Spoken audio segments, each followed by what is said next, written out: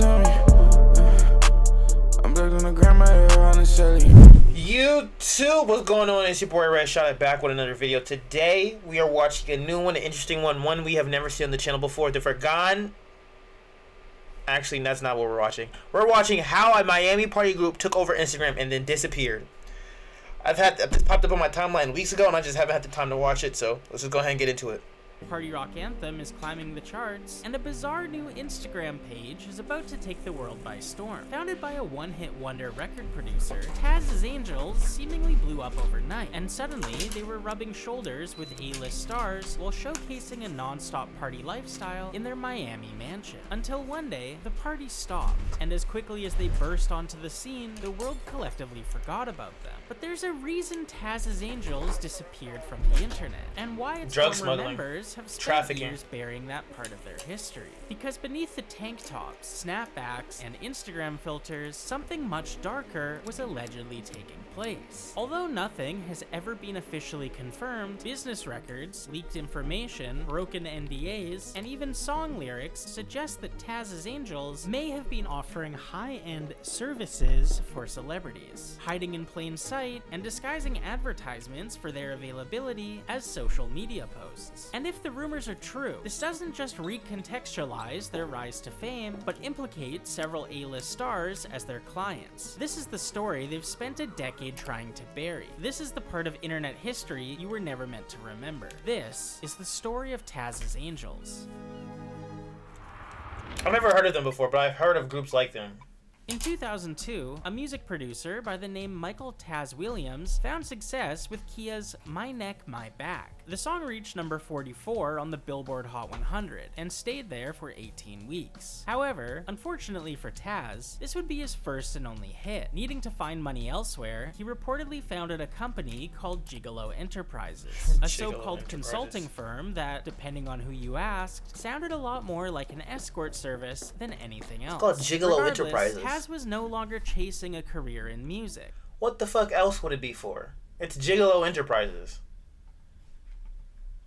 And instead was assembling a team for what would eventually become Taz's Angels. Allegedly, his first recruit was Catherine Portes, aka Kat DeGreat, a woman who was working at Neiman Marcus in Tampa, Florida. After running his idea by her, Kat quit her job, and Taz allegedly made her work at a club with the goal of recruiting other angels. A publication by the name Hollywood Street Kings reported that Kat would allegedly cry to other dancers, describing being too tired to work, but also being afraid to leave because she was scared of Taz. Either way, Kat would succeed at her goal of finding other women to join Taz's Angels, and in 2011, the group would debut on Instagram with the following lineup: Catherine Portes, aka Kat DeGreat, known as the head angel and often referred to as the house mom by other women. It appears Kat had extra responsibilities from the rest of the group, such as recruiting future members, running the house, and allegedly fulfilling a sort of madame role in the group. Then came Kenya Lopez, aka Kinky. This was Kat's first recruit and someone she allegedly met while working as a dancer, Annabella Carrasco, aka AB. It's speculated that AB was recruited shortly after graduating high school, and that instead of pursuing a career in nursing as she had planned, she allegedly walked away from that path to join Taz's Angels. Next came Lena and Ruby Sayed. Allegedly, Taz wanted a pair of twins in the group, but unable to find any, he settled for sisters instead. And finally, Ashley Martell, someone who was allegedly working as a dancer before being recruited. It's important to note that while these women formed the core of Taz's Angels, there was always a rotating cast of others moving in and out of the group, some staying for months, others disappearing after only a few weeks. But regardless, with the team now assembled, Taz moved them all under one roof in Miami and quickly put them to work. Posting multiple times a day to Instagram under the username We Are Taz's Angels, the group quickly built a following through their seductive posts. Twerking videos, gym selfies, and party antics made up most of their content. But what set them apart was how it was all presented like a reality show. Viewers watched them get ready, pre-game, party at the club, and then recover by the pool the next afternoon. They would even post reality TV style confessionals throughout the night, and this loop repeated every single day. But it wasn't until they launched their Snapchat. I keep thinking this throwback type of look, type of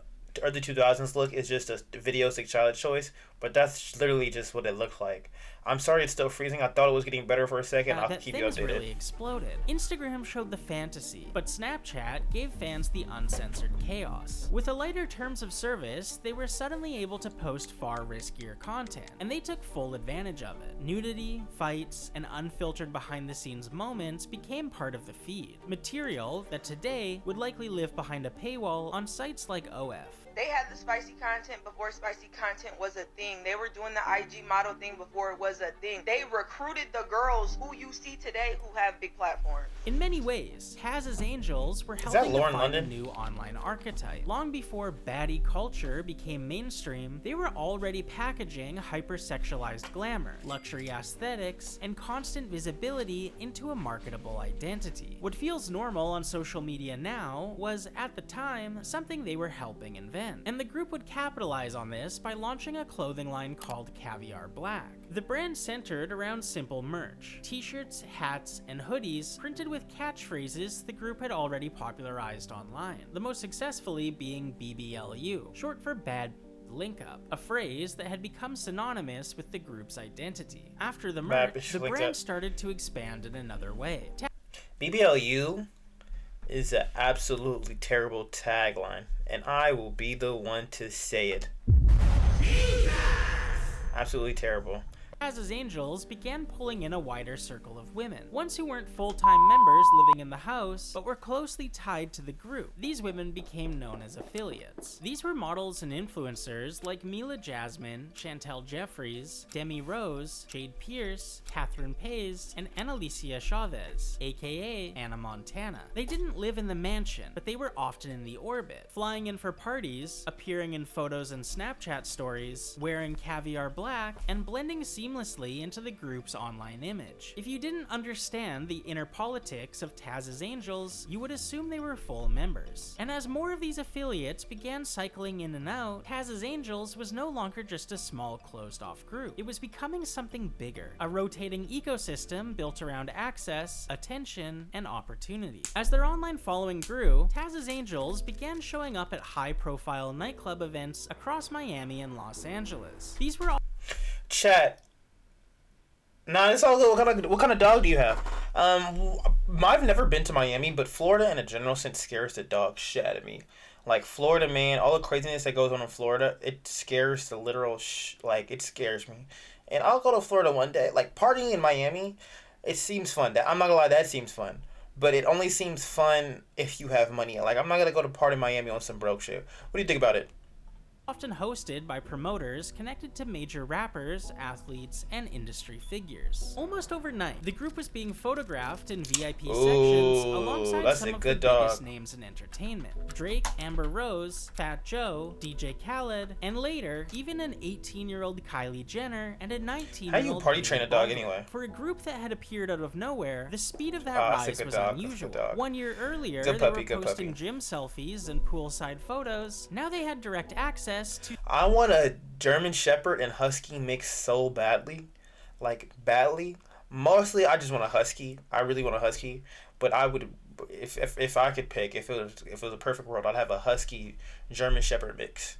Celebrity nightlife, and clubs leaned into it. Flyers and promotions would advertise that Taz's Angels were going to be there, as if their attendance was a selling point to clubgoers. But rubbing shoulders with celebrities didn't stay confined to the nightclubs. Soon, individual members and affiliates began surfacing in paparazzi pictures and tabloid stories, spending time alone with major stars outside of the mansion. For example, when Michael B. Jordan took a vacation to Miami, he was photographed getting close with Catherine Pays, riding jet skis together and lounging on the beach. Justin Bieber began being photographed with multiple affiliates from Taz's Angels, such as Jade Pierce, Catherine Pays, and Chantel Jeffries. Chantel was actually with Justin the night he got his DUI in 2014, and would continue to be photographed with him over the coming years. Rolling Stone magazine would even release an article discussing Justin's new connection with Chantel, saying she was affiliated with Taz's Angels and funnily enough, referring to the group as a modeling agency in quotations, almost hinting at ulterior services supplied by the group.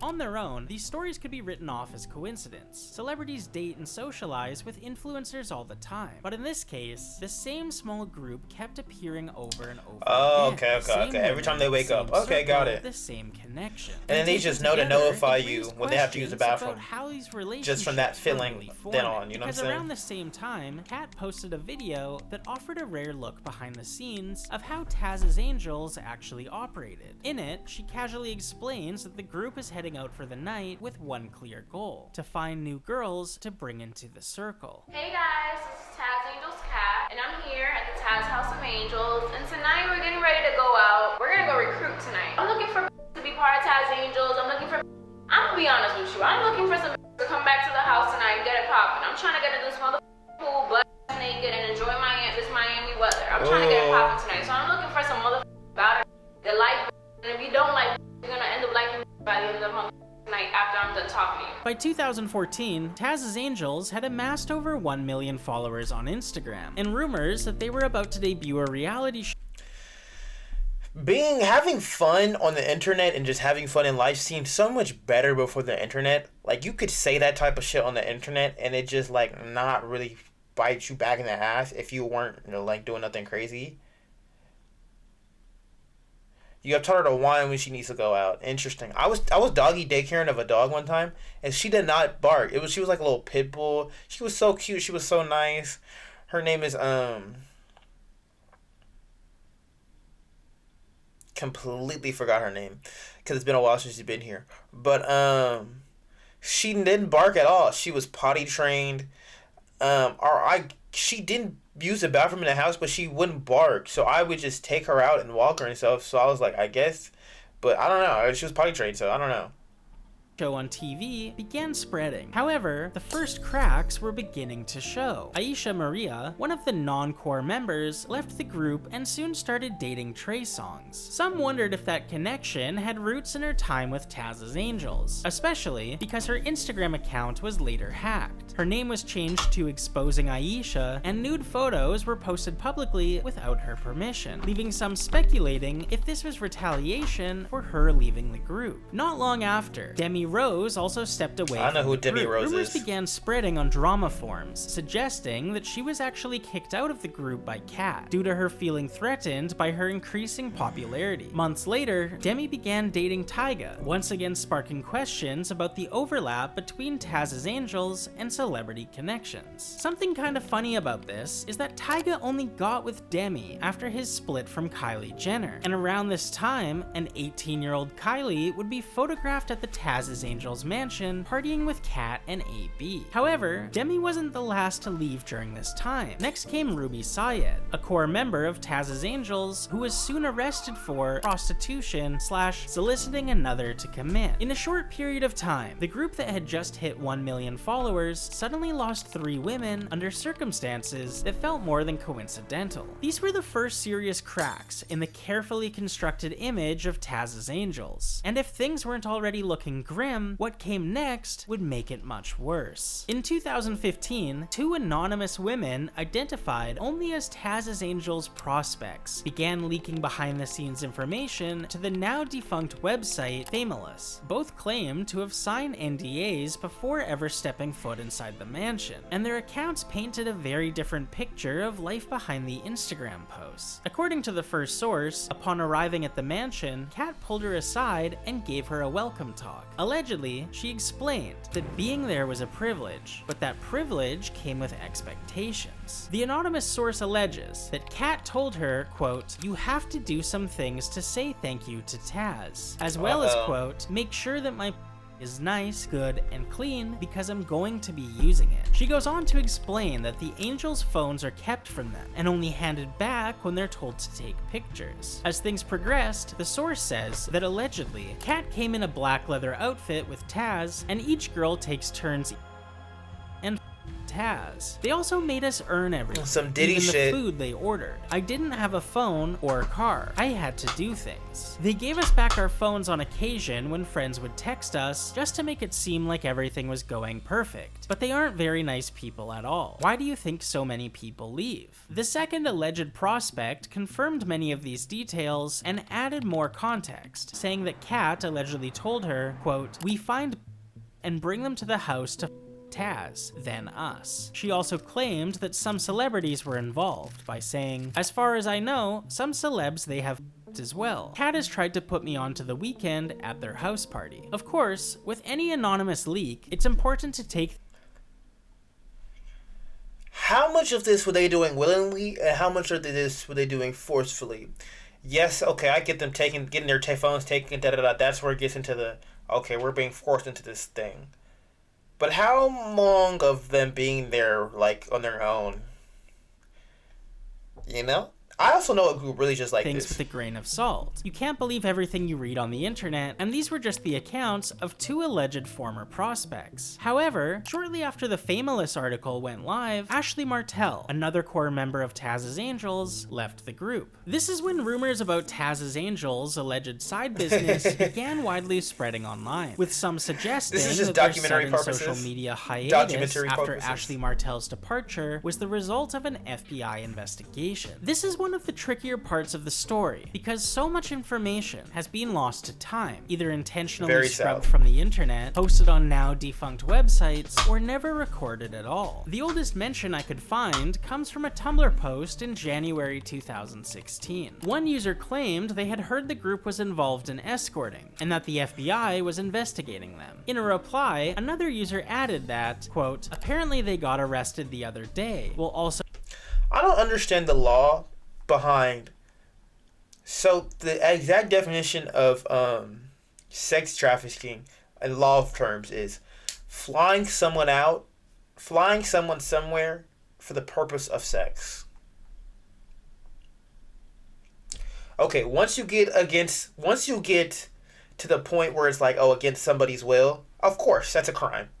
But if they're all agreeing upon it and it's like a completely sensual situation going on, how is that sex trafficking? Like, the law needs to update. It's just like some person is point A, you're in point B, somebody has to fly to get there, but that's sex trafficking? Man, come on now.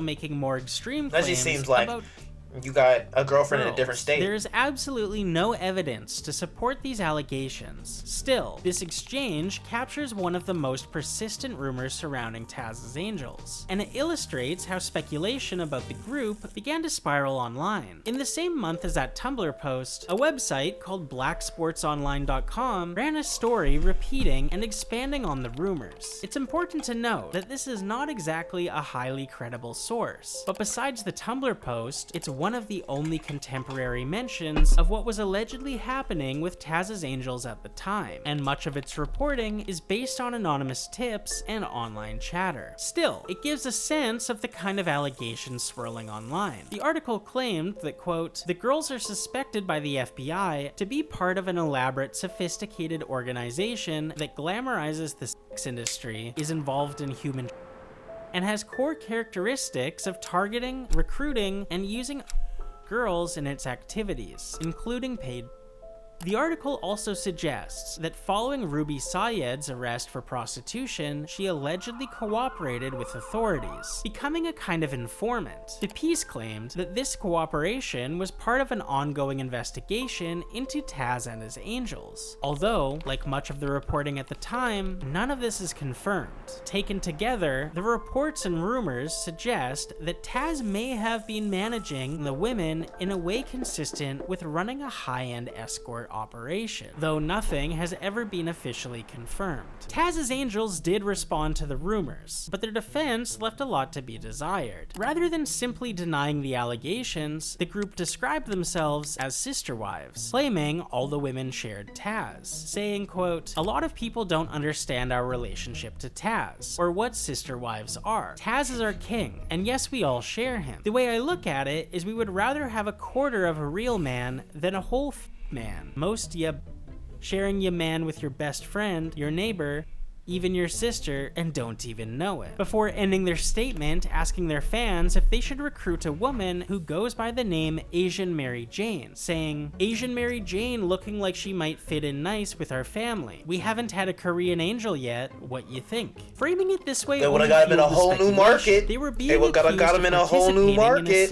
They would have got him in a whole new market. Denying it, they were effectively saying that's not true, but we do all sleep with Taz, the man being accused of acting as our pimp. This also echoed what one of the anonymous sources from the famous article described, suggesting that the women's relationships with Taz were transactional, highly controlled, and far from casual. It didn't help that the phrase, "a bad turns 18 every day," was something they regularly shouted during their Snapchat posts, which only reinforced the growing narrative that Taz's Angels was more than just a social media collective. Chantel Jeffries stopped affiliating with Taz's Angels around this time. Rumors online suggested that Kat was jealous of how much time.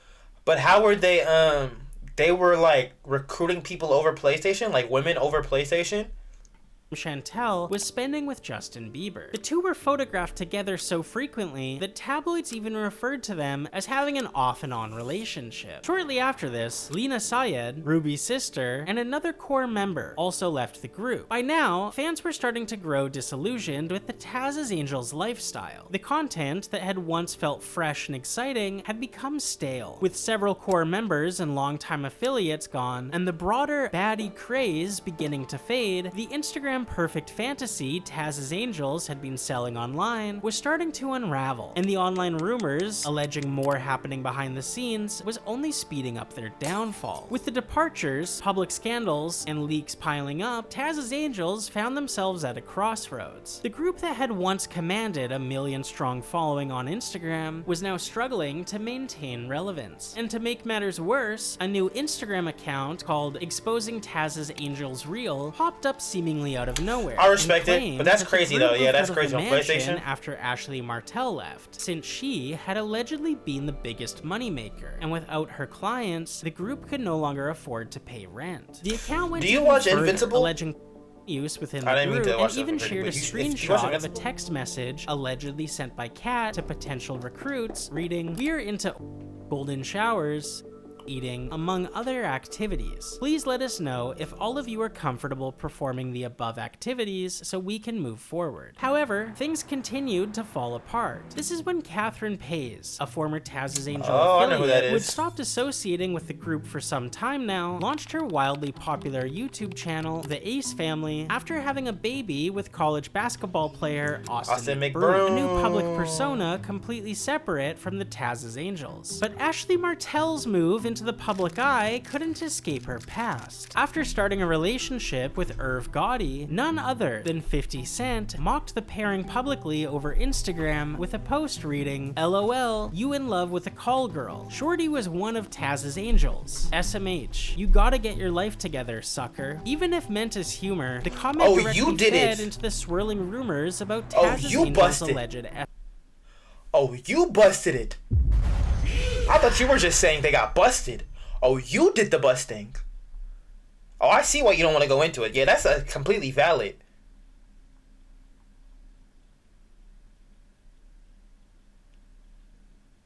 Oh yeah, you infiltrated that shit. Yeah, they were probably on a streamer group. Like everybody was listening to them. Like they was probably like streaming or some shit. Like talking to them. Probably busting that shit and just let them go. Confirming. I used to watch them Jitty on online might have Catch a Prank. She doesn't do them anymore. Those were one of the best things. I got some on my channel still, my YouTube channel. If you want to watch them. The exact type of clientele Taz's Angels allegedly catered to. By this point, Taz's Angels were a shadow of their former selves. Kenya Kinky Lopez, the second member of the group and allegedly Kat's first recruit, had left, leaving only Kat, AB, and a few rotating affiliates. In an attempt to regain momentum, the group rebranded as Taz's Angels Uncensored, which, in practice, was mostly the same operation, but now with an OF page. The relaunch largely went unnoticed, but the Daily Mail caught none other than Scott Disick partying with Taz's Angels Uncensored until 6:30 in the morning, capturing photos of the group drinking on a balcony, and even documenting AB stepping into a car afterward, wearing a Taz's Angels Uncensored crop top. The article labeled Disick a quote, self-confessed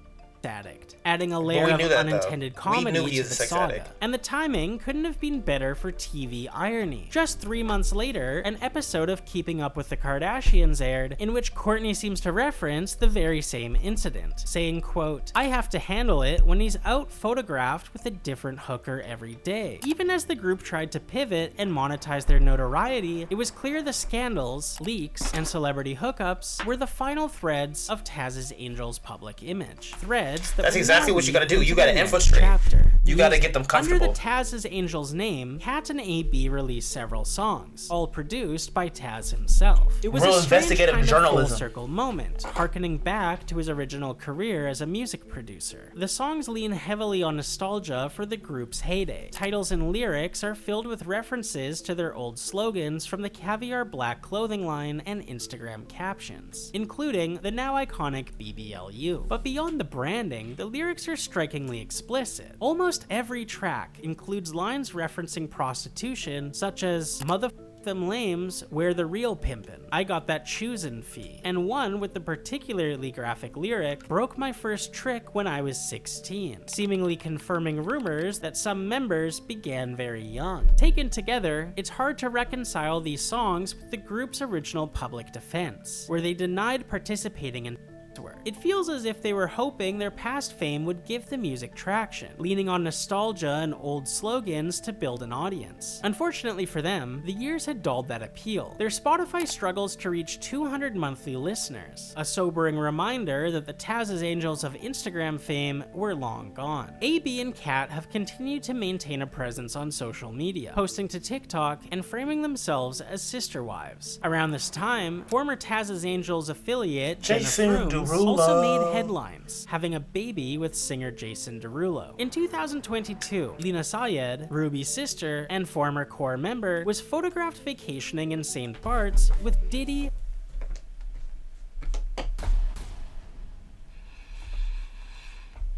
What did he say? Got caught up with the diddler. They guilty of everything that they got accused of. All of them. Somebody was caught up with the diddler, guilty of everything. Young Miami and Shani Jones, showing that some members were still moving in high-profile circles. The following year, in 2023, Lena became engaged to professional boxer Devin Haney, a turn that highlighted how far the former members have come since the Taz's Angels days. However, the drama didn't stop there. In 2024, a leaked phone call from 2022 surfaced, showing Lina Sayed speaking to rapper Young Thug while he was still in jail. In the call, she tells him that she only wants to be with him. I don't like anyone. No one's like you. I want you.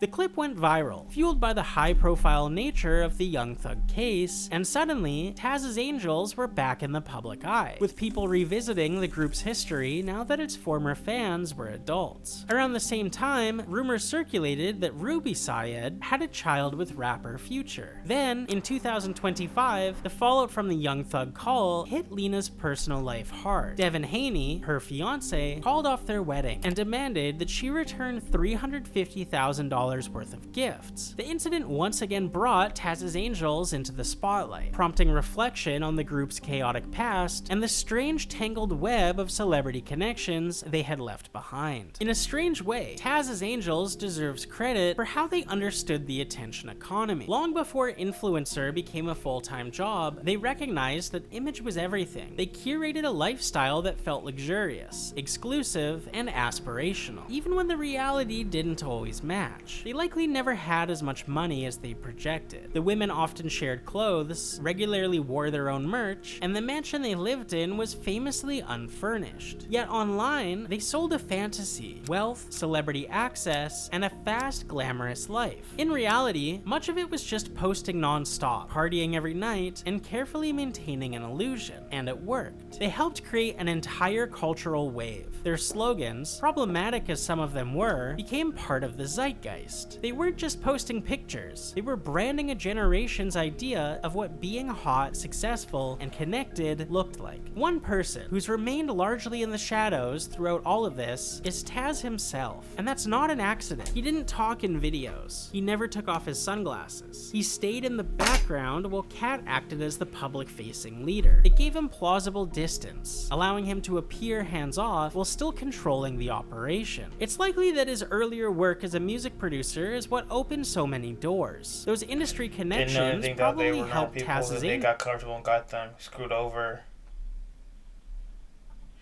Got them screwed over. I don't know what happened to them in general law. I know my buddy knows about the police in their state, but we couldn't do it. But one thing for sure, they won't have a future on social. Yeah, that's what you gotta do. You really gotta just like, if you really don't know like how to proceed in a legal type of form, in proceeding in a legally type of form it's just a whole lot of work. It's a whole lot of stress. It's a long process.